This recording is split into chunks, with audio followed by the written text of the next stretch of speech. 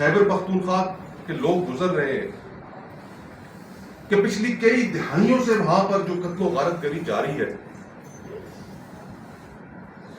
خٹک صاحب نے اس کا تاریخی پس منظر بھی بیان کیا. 1842 کی آرمی آف انڈس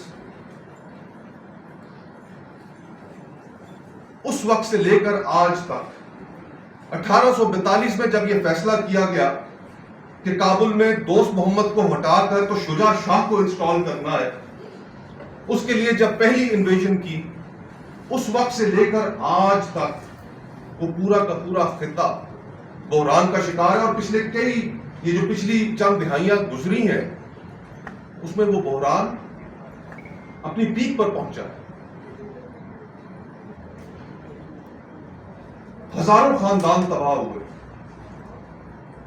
ہزاروں نوجوانوں نے اپنی جانوں سے ہاتھ دھوئے.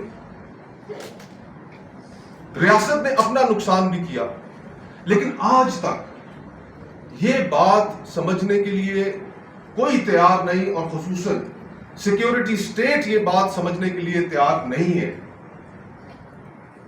کہ یہ جو ہم نے قیمت ادا کی ہے، ہمیں لوگوں کو نہ صرف سننا پڑے گا، لوگوں کی اصل ایسپریشنز کو سامنے آنے کا موقع دینا پڑے گا.